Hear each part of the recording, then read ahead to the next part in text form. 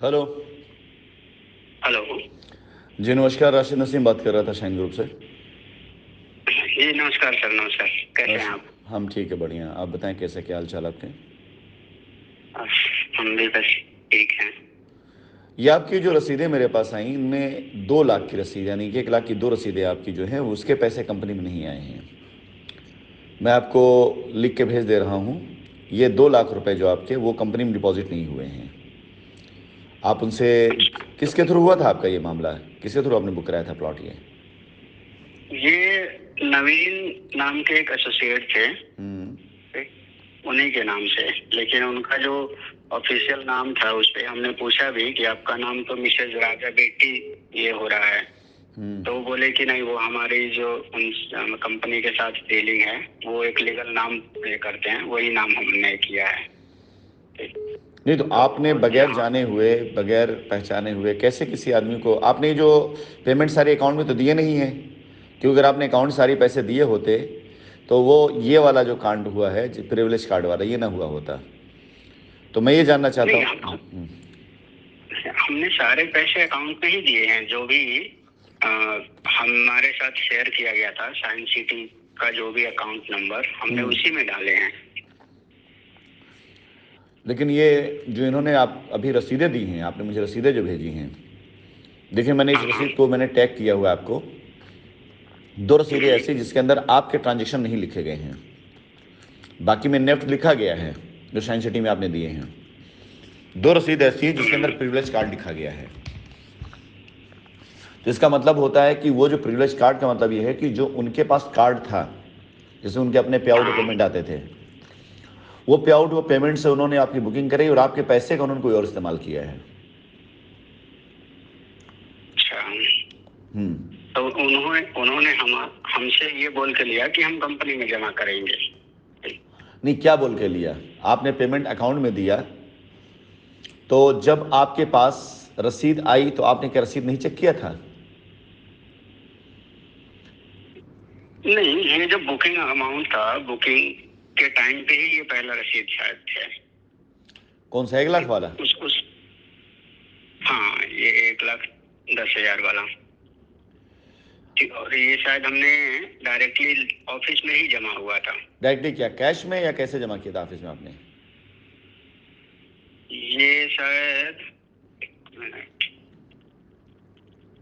3/12 को हमने देखिए, 3/12 की चेक की रसीद, पहली हम पेमेंट जो आपकी हमने पेमेंट। हम्म।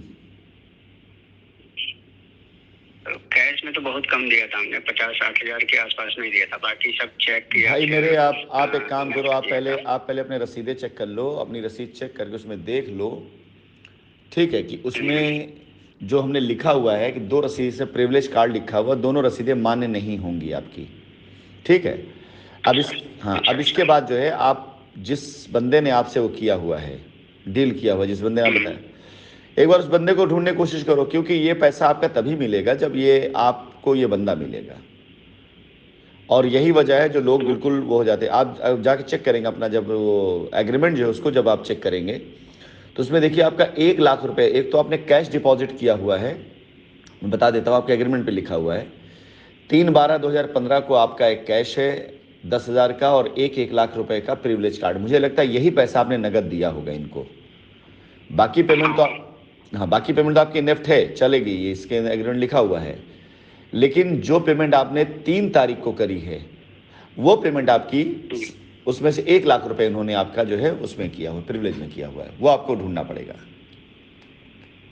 अच्छा। हम्म। तो वो अगर प्रिविलेज में अगर किया हुआ है, मान लीजिए हमने अगर चेक दिया है, तो वो तो कंपनी के ही नाम पे चेक हमने दिया था ना। अगर वो 1 लाख रुपए आपने चेक में दिया हुआ है, उन्होंने प्रिविलेज में कराया है, तो पहले ये चेक किया जाएगा कि इस प्रिविलेज कार्ड का इस्तेमाल जो उन्होंने किया, तो आपके पेमेंट का उन्होंने इस्तेमाल कहाँ किया है? क्योंकि एक दावेदार तो वो अच्छा। भी खड़ा होगा ना, जो आपकी पेमेंट पे जिसको रसीद गई होगी, हाँ हाँ। एक वो भी दावेदार खड़ा होगा। और जब वो दावेदार आएगा तो आपके पैसे पे दावा करेगा, तो डिस्प्यूट में तब तक रहेगा जब तक दूसरा दावेदार नहीं आ जाता, उसको सेटल नहीं हो जाता। वो भी, अब ऐसा भी तो लोग करके बैठे हुए हैं ना कि भाई किसी और को रसीद दिए हुए हैं, उससे कैश ले लिया। फॉर एग्जाम्पल, कि आपने कंपनी के अकाउंट में दिया पैसा, उन्होंने आपका पैसा अपने कार्ड से करा दिया, प्रिविलेज कार्ड से करा दिया, आप खुश हो गए कि भाई हमें तो रसीद मिल गई। आपके 1 लाख रुपए का कैश उन्होंने किसी से ले लिया और कैश लेकर के उसको आपके बैंक ट्रांजेक्शन की रसीद दे दी, वो भी खुश हो गया। अब पता चला कि जब कंपनी का विवाद आया, कंपनी जब बाहर आएगी तो एक आप खड़े हो गए कि साहब हमारे पास तो ये रसीद है, हमारा ये पेमेंट प्लान था, हम मना करेंगे भाई प्रिविलेज नहीं। आप बोलोगे मेरी नेफ्ट है, नेफ्ट चेक किया गया, आपको दे दिया गया। कल को वो बंदा खड़ा हो गया कि साहब देखो मेरे रसीद है, अब वो रसीद जो उसके नाम पे जो गलत तो है नहीं वो भी रसीद। अब पता चला कि उस आदमी को हम जब कहेंगे नहीं साहब ये रसीद तो किसी और के चेक से है, वो बोलेगा मैंने कैश दिया। यही तो नौटंकी सब फैला रखी लोगों ने ना। तो इसके लिए उस व्यक्ति का भी होना और आपके बंदे का होना जरूरी है। आपने 1 लाख रुपए कंपनी अकाउंट में दिया तो उसे प्रिविलेज कार्ड क्यों दिया, और प्रिविलेज कार्ड से अगर आपको दिया पेमेंट तो आपके पैसे क्या किया, आपका सेटल होगा, उसका उलझ जाएगा। इसलिए मैं मना करता हूं कि अगर आपका कोई पेमेंट ऐसे है आप एक कंप्लेंट डालें ताकि आप लोग का पैसा जिंदा रहे, खड़ा रहे पैसा आपका। यह जिम्मेदारी कोई उठाना चाहता नहीं, कंपनी के ऊपर इल्जाम लगा के सब भाग लिए और कहते कंपनी भाग गई, कंपनी भाग गई। अगर ये पैसा आपने उनको कैश में दिया है, कोई एक मॉडरेटर नहीं था। अगर कोई मॉडरेटर रहता कंपनी के साइड से, जैसे मैं और मेरे पापा लखनऊ के ऑफिस में गए, वहां पे कुछ नहीं था, तब बनता। कोई एक आदमी भी रहता ना तो हमें गाइडेंस मतलब प्रॉपर मिलता, तो हम उसके अकॉर्डिंग फिर आगे का स्टेप्स लेते हैं। हमारे देश की सबसे बड़ी समस्या ये है कि हमारे देश से कोई व्यक्ति अपनी जिम्मेदारी खुद नहीं उठाना चाहता, दूसरे के सर पर इल्जाम डाल देते हैं। आपने ये बात कई बार पढ़ी होगी विद्यालयों में, आपके बुजुर्गों ने पढ़ाई होगी, आप भी अपनी पीढ़ी पढ़ाएंगे कि ईश्वर उन्हीं की मदद करता है जो अपनी मदद खुद करना चाहते हैं। पढ़े लिखे आप हैं, जब आपने पैसा दिया तो अपनी रसीद को क्यों नहीं पढ़ते थे आप, क्यों उसके अंदर लिखे हुए लाइनों को पढ़कर सवाल नहीं करते थे आप। आज उसी का खामियाजा है कि आपको पहले एसोसिएट ने वो किया, एसोसिएट ने आपको छोड़ा, बिजनेस केसरी को उसमें आपने बताया कि उसने भी आपको रीट के नाम पर लूटने की कोशिश करी, वकील ने लूटने की कोशिश करी। आपसे आखिर बात कौन कर रहा है आज, क्या उनमें से कोई कर रहा है? नहीं, कंपनी ही बात कर रही है ना। जी। तो आपसे इतना निवेदन है, मुझे लगता है कुछ चीजें आप मुझे पूरा खुल के नहीं बता रहे, इतना निवेदन है कि आप उस एसोसिएट के कनेक्शन जिसके जरिए आप तक पहुंचे, आप उसके जरिए उस तक पहुंचे। पहले नहीं पहुंचेंगे तो आज मैं कह रहा हूं कल साबित हो जाएगा आपका ये 1 लाख रुपए डूब जाएगा। मिलेगा भी तो कम से कम 4-5 साल लग जाएगा, मुकदमा चलेगा। तो मैंने बहुत ट्राई किया इस बीच में उनसे कनेक्ट करने की, बातें करने की, बट जो हमारे पास 2 नंबर थे उनके, वो दोनों बंद आ रहे थे। और कुछ दिन बाद से वो बताने लगा कि इस नंबर पे कोई अस्थायी रूप से बंद कर दिया गया है। कहाँ रहते हैं आप? तो हम रहते हैं अभी नोएडा में। नहीं, आपका आबाई घर कहाँ, मतलब आपका रेजिडेंशियल कहाँ पे है? मेरा रेजिडेंशियल है गोरखपुर। मैं इकट्ठा बल्क में एक साथ कई लोगों की एफआईआर डलवाने जा रहा हूं लखनऊ में जी। उसमें अगर आप जा करके ये एफआईआर में डालेंगे कि फला फला नंबर से आपसे कोई संपर्क किया गया, थोड़ा मेहनत करनी पड़ेगी और आरटीआई के तहत उस नंबर का एड्रेस निकलवा लें। ठीक है, एक आरटीआई डलवा के उस नंबर का एड्रेस निकलवा लें कि फला फला नंबर से मेरे से कॉल आती थी, मुझसे कुछ पैसे लिए गए और इनका जो पता किस उस पे एड्रेस पे रजिस्टर्ड हुआ था, कृपया बताए, कष्ट किया जाए। एक वकील साहब को दे दीजिए काम, वो आपको एड्रेस निकाल के दे देंगे, उन्हीं को दे दीजिए कंप्लेन बनाने के लिए और गोमती नगर थाने में एक एफआईआर दर्ज करा दीजिए, अपने आप धरा के चले आएंगे। ठीक है, तो जो मेरे पास जो नंबर है वो मैं दे दे रहा हूँ, गोमती नगर। आप सबसे पहले एक कोई अच्छे से, मतलब नॉर्मल, उसमें कोई बहुत हाई फाई उसमें ना जा करके आप कोई एक ऐसे वकील को हायर कर लीजिए जो मतलब सेशन कोर्ट वगैरह में जो काम करते हैं, जो एफिडेविट वगैरह बनवाते हैं। ठीक है, वो जो भी ले, मतलब 100, 200, 500 रुपए जो भी ले फीस, आपका काम ये कर देंगे, उनसे बोलिए कि वकील साहब ये एक नंबर से मुझे कॉल आती थी, मेरे साथ ये फ्रॉड हुआ है और हमको ये सजेशन मिला है कि हमें पास इनका एड्रेस नहीं है, कृपया करके आरटीआई के तहत, आरटीआई जानते हैं ना आप क्या होता है? हाँ हाँ, right to information. Right to information के तहत, जन सूचना के अधिकार के तहत, कृपया इनका नंबर के उससे इनका एड्रेस मुझे अगर प्रोवाइड करा दें तो बड़ा उचित होगा। ठीक है, 10 रुपए के स्टैंप पर एक को भेजा जाता है और आरटीआई से रिप्लाई आ जाता है।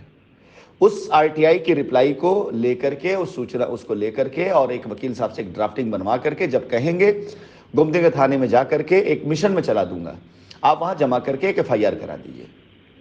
किस नंबर से कॉल आता था? देखिए, बहुत से लोग ऐसे होते हैं जो आज के ज़माने में इतना एडवांस हो चुके हैं कि एक नंबर से लिया, उन्होंने इस्तेमाल किया और दूसरा नंबर फिर ले कहीं और करना शुरू कर देते हैं, लेकिन वो कनेक्शन निकल ही आता है, नंबर लिंक कनेक्शन निकल ही आता है। ठीक है, तो जब एक बार ये शुरू हो जाए ना प्रोसेस, तो हो सकता है कि वो आपको संपर्क करें और संपर्क करके हो सकता है आपको 1 लाख का सेटलमेंट कर दे। ऐसा कम से कम अब तक 10 लोग कर चुके हैं मेरे संज्ञान में। जब से एफआईआर वाला कांड शुरू हुआ है, 10 लोगों ने, उससे ज़्यादा लोगों ने अपने क्लाइंटों से बात करी है और उनको पैसा देना शुरू कर दिया। हो सकता है वो भी आपके साथ ऐसा करे, क्योंकि इस मामले में हर कोई जानता है कि अब अगर एफआईआर में लोग फंसेंगे तो ताजीवन मुकदमे से बाहर नहीं आ पाएंगे वो। ठीक, तो हाँ ठीक है। एक और चीज, हाँ, जैसे कि आपके लाइक जो पोर्टल था पहले साइंस सिटी का, ठीक है, जो वेबसाइट थी, उस पे इन एसोसिएट्स का डिटेल तो होगा ही ना? सब कुछ हम करें, सब कुछ हम करेंगे तो आप क्या करेंगे? आप खाली धरना प्रदर्शन वाले और हाँ, तो मतलब यार, अगर आपको एक रास्ता बताया दिया गया तो वो आसान रास्ता देखिए ना। मैं ठीक वहां पोर्टल से दूंगा, मैं पोर्टल से दूंगा, लेकिन 1.5 साल लगेगा मुझे। मंजूर है 1.5 साल रुकना आपको? नहीं, मैं बस पूछ रहा था कि क्यों पूछे? इन्हीं चक्करों में, नहीं, इन्हीं चक्करों में आप लोग अपना टाइम बर्बाद किए ना, इस पूछ चक्कर में। मैं क्या करूं मुझे बताइए? मैं कस्टमर, मैं कंपनी की लायबिलिटी उतारूं, मुकदमा लड़ूं, आपके पैसा सुरक्षित करूं, आपके फायर कर चलूं, एक एक बंदे का एड्रेस तलाशना शुरू करूं, क्या करूं पहले मुझे बताइए? नहीं, करना तो हमें है, साथ मिल के करेंगे हम। ठीक है, आपने जो रास्ता बताया मैं उसको कल ही जाके करता हूँ। मैं निकालता भाई साहब, आपने एक लाइन लिखी थी इसलिए मैंने आपको फोन किया ना। दिन भर मेरे पास कम से कम 200 मैसेज आते, सबसे बात नहीं कि आपने लिखा कि आपके पिताजी और आप R² की बिल्डिंग की सीढ़ियों बैठ कर रोने लगे।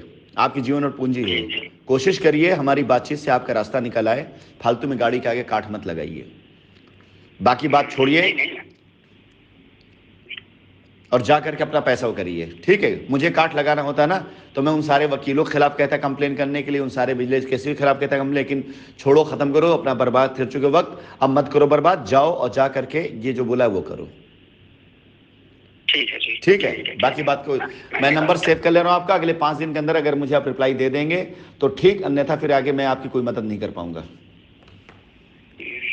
ठीक है, मैं इस पे पूरी तरह से चलिए लग रहा हूँ।